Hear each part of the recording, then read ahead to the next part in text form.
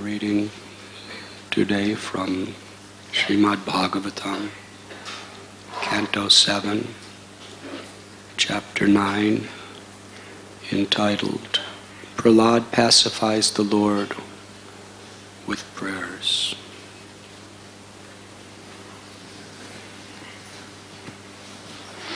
Before we begin, in this mood of the servant of the servant of the servant, Priyajanan Anusevatam, let us offer prayers, first of all for Srimati Nanda Priya Devi, who is apparently in the very last stages of her present life in this world with us. Wonderful, wonderful devotee who was inspired three generations of children on the path of pure bhakti. Let us take this moment to pray to Shri Shri Radha Gopinath to shower their blessings upon her.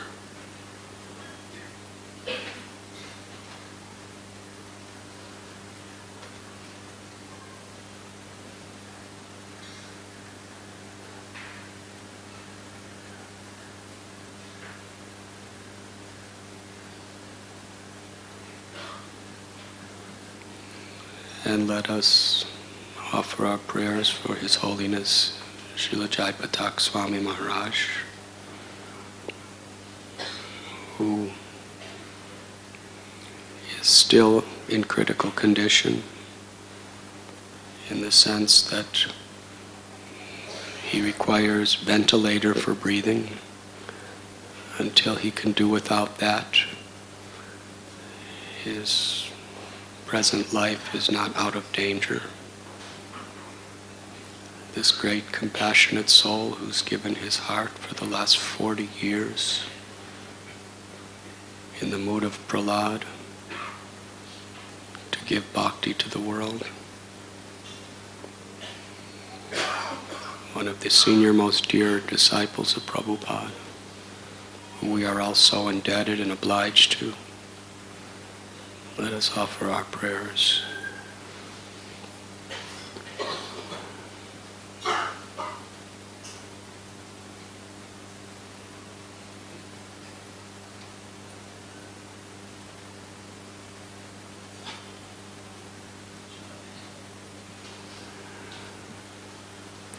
In today's verse,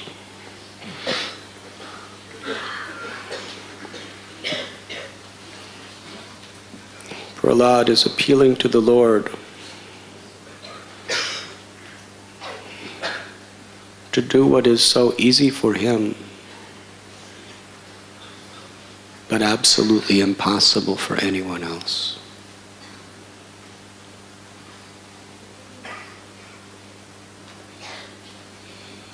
Daiviheshu gunamayi mama maya duratyaya. Material energy is very strong. These gunas, tamaguna, rajaguna, sattvaguna, are powerful influences which, when activated by time, create the entire manifestation of material existence.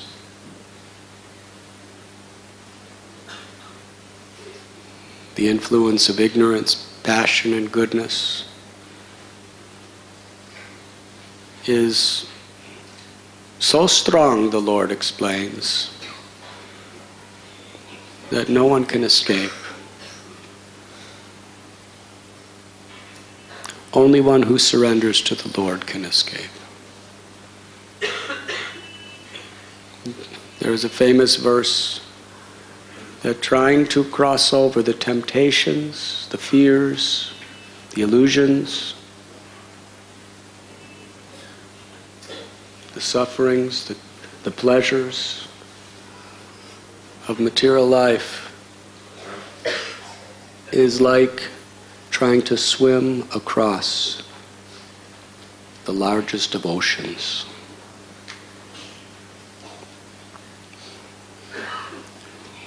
What is the hope of anyone to swim across even a small ocean like the Pacific Ocean? It is simply impossible. But for one who takes shelter of the Lord, that ocean is reduced in size to the water contained in the hoofprint of a calf, a little cow. One can easily cross over.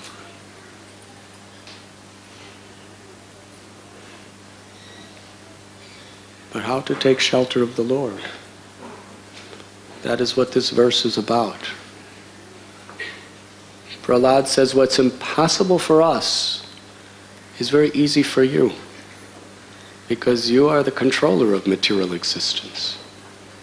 You are Sarveshwareshwara, the controller of all controllers.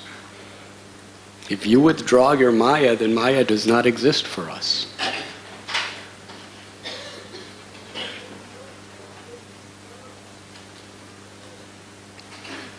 And you are favorable to those who are the servants of your servants. Prahlad Maharaj does not approach the Lord on the basis of his own qualifications. These prayers are very instructive throughout. When Prahlad talks about himself, how he was born in a low family of demons, how he's so much addicted to materialistic life, he only speaks about his vulnerabilities, his weaknesses, his problems. Now the amazing thing is none of us see in the history of Prahlad any of these weaknesses or problems. There's not a trace of it. From the time he was a little embryo in the womb, he was a Mahabhagavat. And yet he's talking about being filled with snake-like material attachments and desires and egos. Is he just making that up? No, he's not making that up. Why we don't see those things in him? This is very interesting conception for all of us to understand. Because he sees those things in himself, and because he feels himself so unqualified, he completely takes shelter of his Gurudev, Narada Muni. And therefore he doesn't have any of those problems. If you think you have your problem and you take shelter of the servant of the Lord, then those problems don't exist. If you don't think you have those problems, then you won't take shelter, then those problems will exist. This is a subtle but very, very critical point in bhakti. It is universal.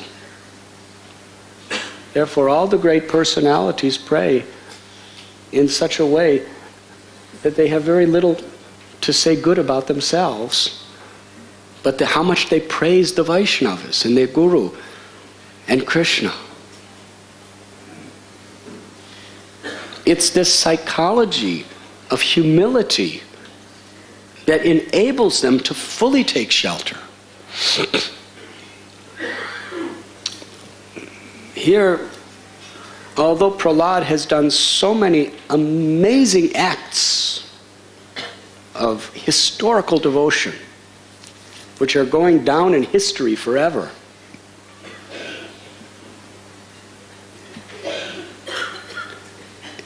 as far as he's concerned, his only qualification is that his Gurudev, Narada Muni, has blessed him.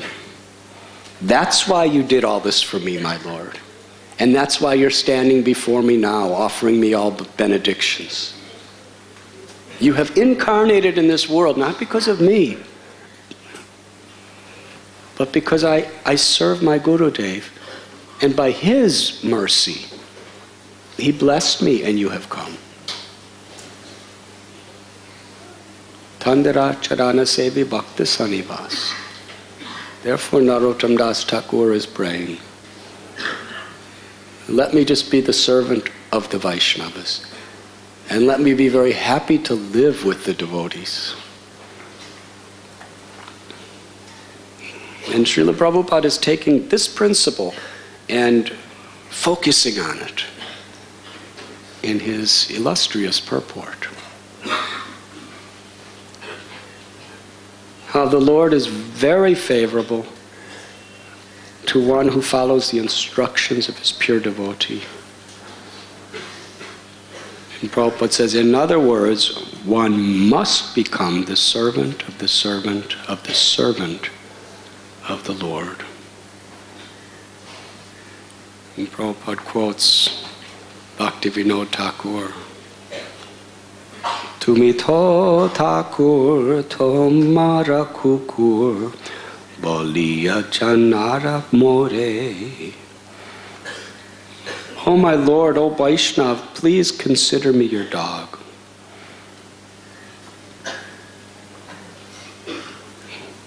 One who, even if a dog is the object of the mercy of a Vaishnav, is the most fortunate person. We know the story of Shivananda Sain. When he was bringing all the devotees to Puri, there were 300-400 devotees, and a stray dog happened to just join up with them and wanted to follow them. And Shivananda Sain took such compassion toward this dog. He made special meals for him, paid special tolls for him. And ultimately that dog, Lord Chaitanya in Puri was feeding that dog his own Mahaprasad with his own hands and sent him to Goloka Vrindavan. What was his qualification? That he was dear to a great devotee. That's all. Now dogs are domestic to some extent. But even amongst that society, the lowest, most untouchable is a jackal. Yes?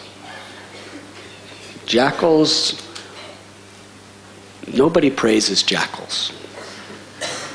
People praise dogs. In the West, usually more than humans. In America, they have special beauty parlors for dogs. They have entire, really big stores, national chains of big stores with thousands of articles you can buy, and it's all paraphernalia for dogs. Coats and socks and gloves and hats, and different types of shampoos and perfumes, different chemicals to shine their toenails. Really, this is not exaggeration. And if anybody in America hears this tape that you're laughing, they'll be very offended.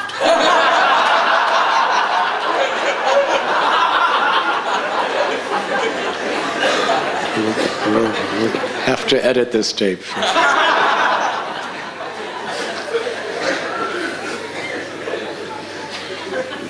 But where do you find any store or any paraphernalia for a jackal?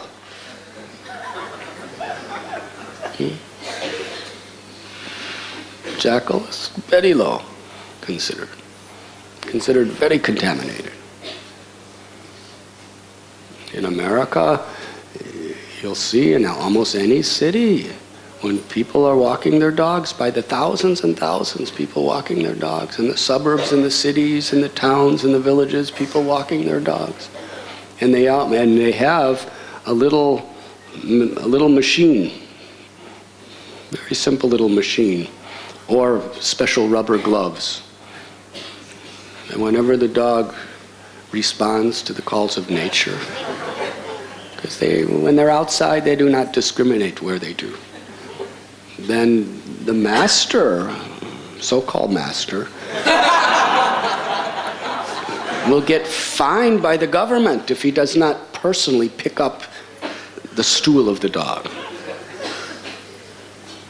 So they have special. So they put on their rubber glove and they pick it up and they put it in a little special. You get that at one of those shops, a special little box that you carry and put it in. Sometimes they have little machines that scoop it and they put it in. You see this everywhere.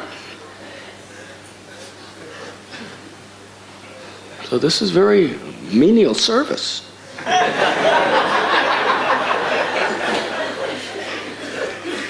How many of you have someone doing that for you since you've been a little baby? But the dogs have. But nowhere have we ever heard of this for a jackal. Yes. But even a jackal, there's no discrimination. Dog, jackal. There's a beautiful story of one of the associates of Sri Chaitanya Mahaprabhu, Kamalakara Pipalai. He was having Nam Sankirtan at his home, in his temple courtyard. And one of the very, very most intimate associates of Lord Nityananda Prabhu, he is one of the 12 Gopals, one of the 12 principal cowherd boys of Braj Bhumi who descended with Lord Nityananda Prabhu.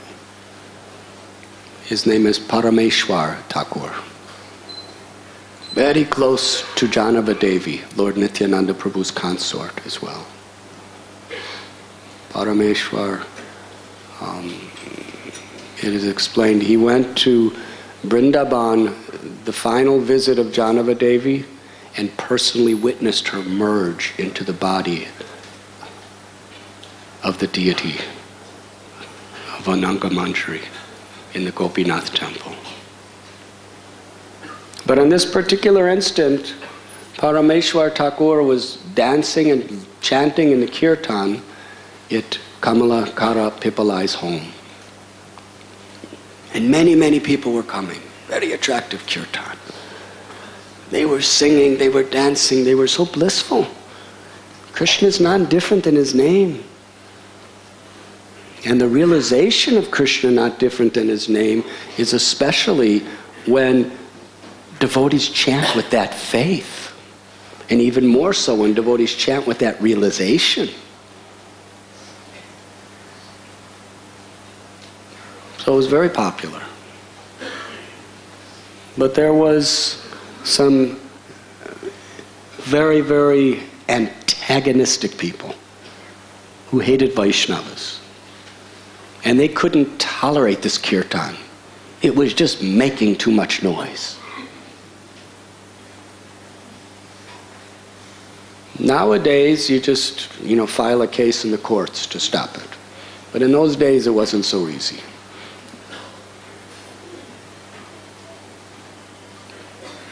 They wanted to disgrace it.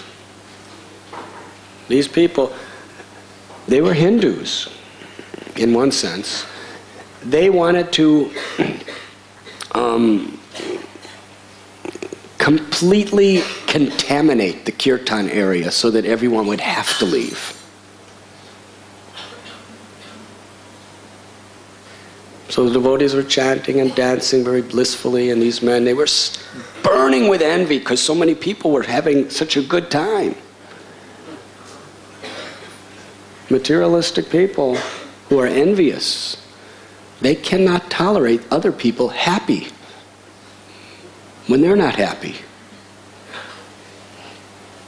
So what they did to completely contaminate and disrupt the entire kirtan, they went out and killed a jackal. Right?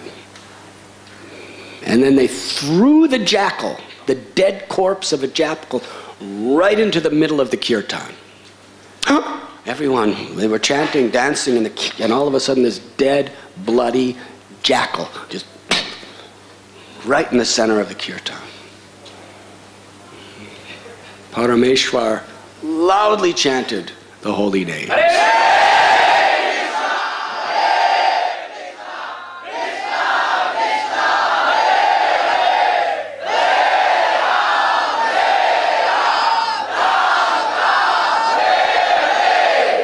Suddenly the jackal came back to life, leaped in the air, and started howling the Hare Krishna mantra.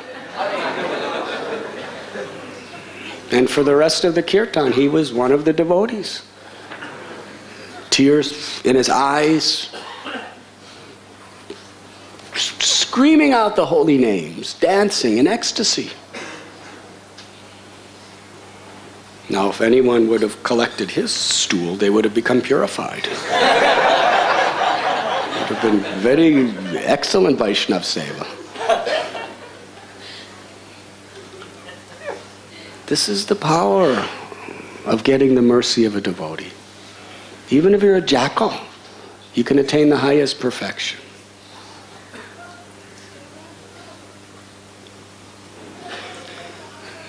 There's a well-known story in Sri Chaitanya Charitamrita which reveals this truth.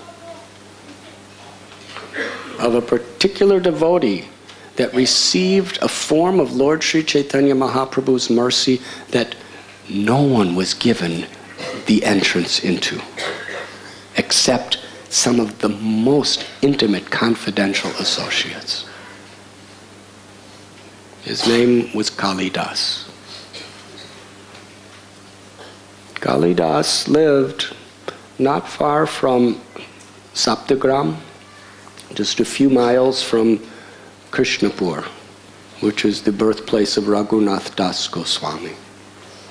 In fact, he is a distant uncle of Raghunath Das Goswami.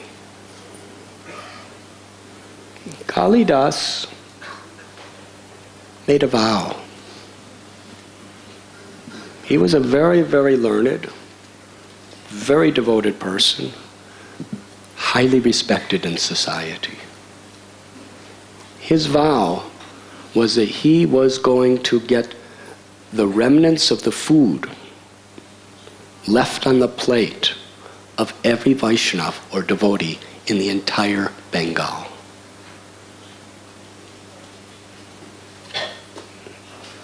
And he was determined.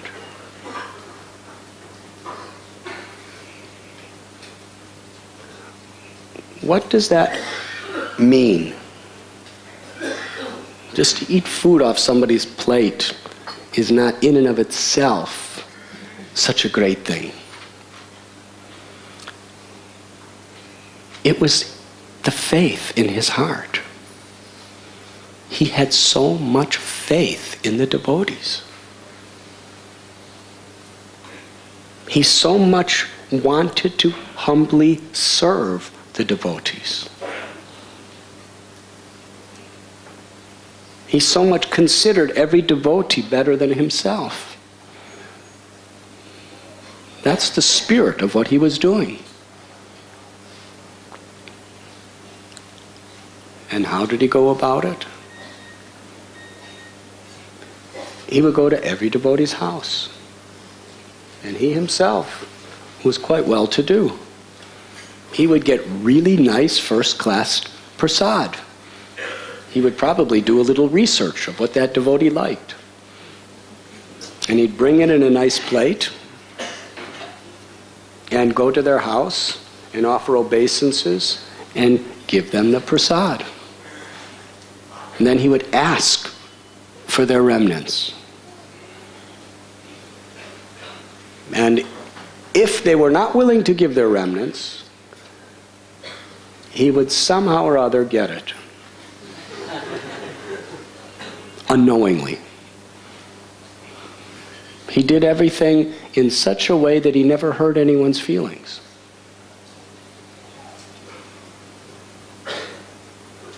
He would very humbly, with folded hands, say, "Please bless me and honor me with some remnants after you eat this."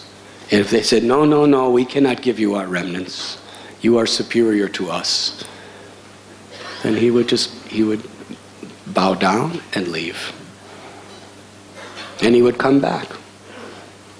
Nobody would know, and he would hide until they would throw out. He'd give them always some prasad where there would be some peel or some seed or something.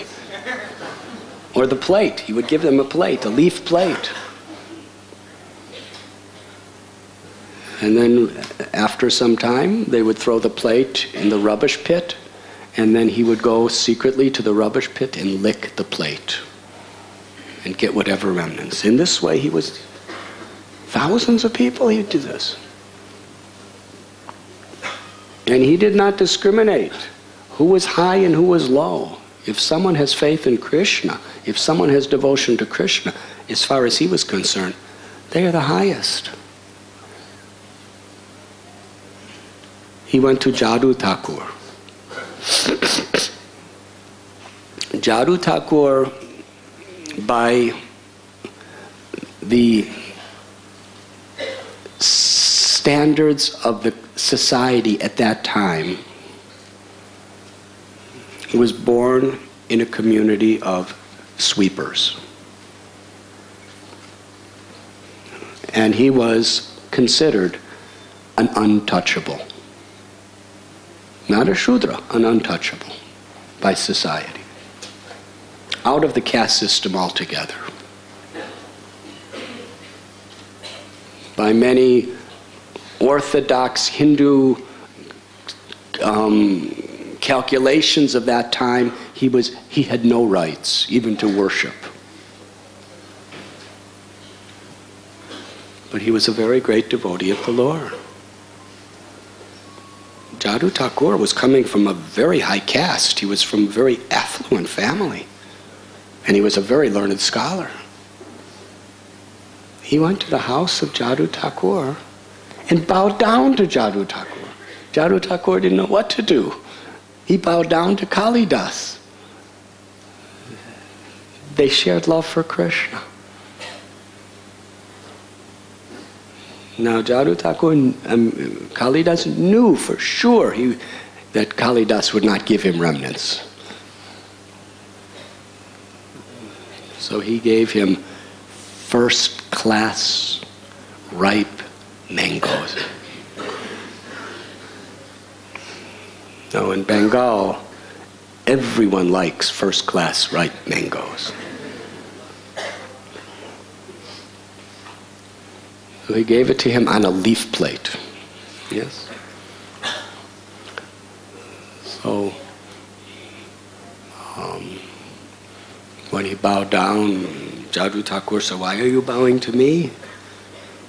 I'm untouchable. You are coming from very high caste, from a very noble family." And Kalidas just revealed his heart by quoting from scripture. That even if one is born in a Brahmin family, if that person is not a devotee, that person is not dear to the Lord, and that person cannot deliver even himself, what to speak of anyone else. But if a person, even Chandala, even lowest of untouchables by calculation of materialistic society, if that person is a devotee of the Lord, very dear to the Lord, and not only deliver himself but his family, and could become guru of the world. Aho bata swapucho togariyam yajjiva kare bhartate namatubhyam. Yes, even if a person is Brahmin and has all the 25 qualifications of a first-class Brahmin, if he's not a devotee of the Lord and does not take the name of the Lord, cannot deliver himself. But even Chandala, if he's a devotee who chants the holy names, that person is considered to have already gone to all the holy places of pilgrimage, has done all the sanctified samskaras, have perfected all the all the prerequisites to be a first-class Brahmin. In fact, that Chandala can deliver the world. So Kalidas is quoting these scriptures just to justify his bowing down to Jadu Thakur. And Jadu Thakur says, everything you're saying is perfectly true. But the problem is, it does not apply to me. Because I'm not a devotee of the Lord. And he meant it. So it went on and on like this. They were exchanging their love for Krishna. By both of them, completely humble. Kalidas just wanted to be the servant of Jadu Thakur, and Jadu Thakur just wanted to be the servant of Kalidas. And in the end, he gave them the mangoes. And then he asked his leave. And Jadu Thakur walked him, which is a tradition of hospitality. Not that you just, sit in your chair at home as somebody's leaving and say bye.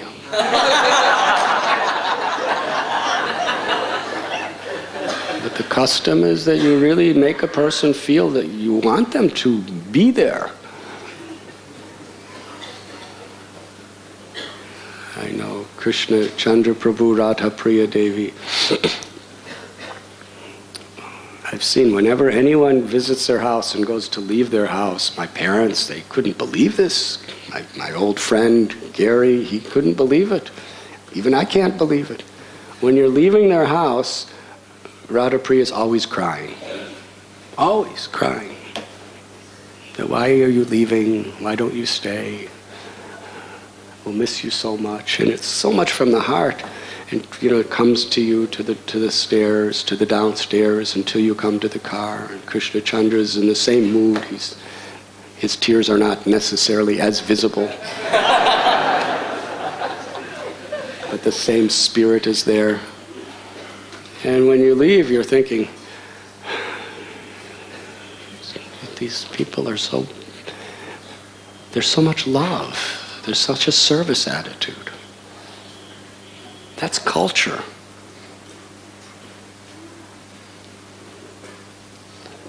Srinathji Prabhu has a nice house. Whenever you're leaving his house, he comes down the elevator. Sometimes he's come all the way to my room with me. I'm wondering, we should get another mosquito net.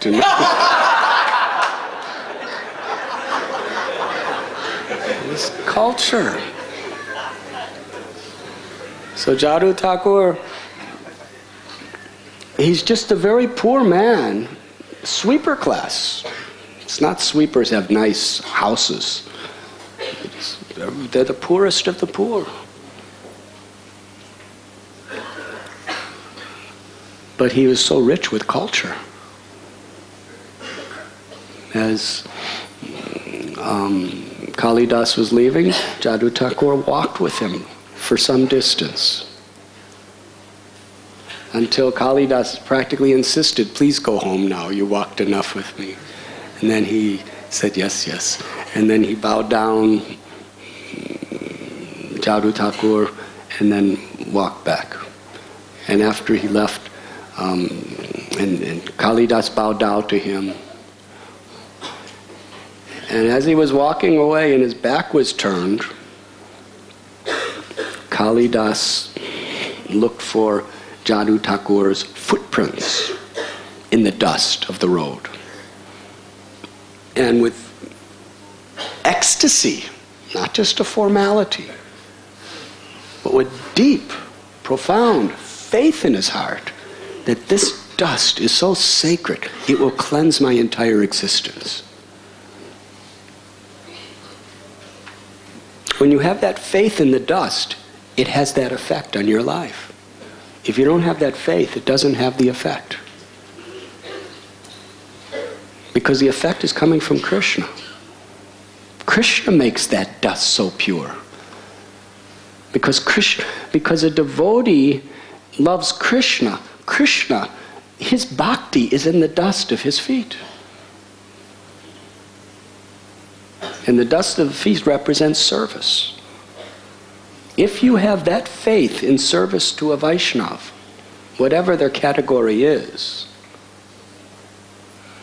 Prabhupada often quotes that verse, that if one categorizes a devotee by any material standards, sex or caste or education or wealth or any of these things, it is jadi bhuti.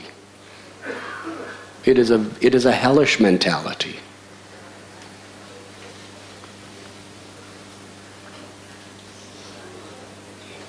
So Kalidas, with so much faith, he considered that dust that was just on the roadside to be more precious than diamonds or rubies or emeralds or sapphires in the museums. He considered it more precious than lavish marble and gold and silver and silks, because he considered it to be the remnants of the devotion of one who is dear to Krishna.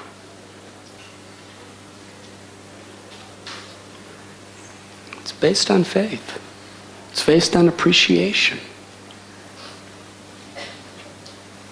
No one was looking except Krishna in his heart. When he went on his knees and picked up that dust from the footprints and smeared it over his body. Only Krishna saw him. Lord Chaitanya saw his faith, saw his relish, saw his service attitude, saw his deep appreciation for this Vaishnava. But that's only the beginning of the story. Jadu Thakur went home. His wife cut the mango and served it to him. Jadu Thakur ate it. And then his wife wanted his remnants because she had such appreciation for him as such a great devotee. So after whatever was left on the plate, she ate it. She sucked the seeds of the mango. She was licking the peels of the mangoes. Whatever pulp he left, she ate it. Then after he ate it, and then she ate her remnants, his remnants, then a little later, she took the plate outside and threw it in the rubbish pit. Now, rubbish pits are not very hygienic places. There's usually flies and all sorts of other exotic insects. Yes. And Kalidas is a wealthy, prestigious, high-class man. So he comes back when nobody's around and goes to that rubbish pit. Can you imagine? He went all the way back. Went to that rubbish pit and found that leaf plate. And there in the leaf plate was the seeds and the skins of the mangoes. He licked the plate. He sucked the seed. He sucked the seed that was already sucked twice. Now we have this, Prahlad Maharaj says, Puna Punas Charavata Charavata.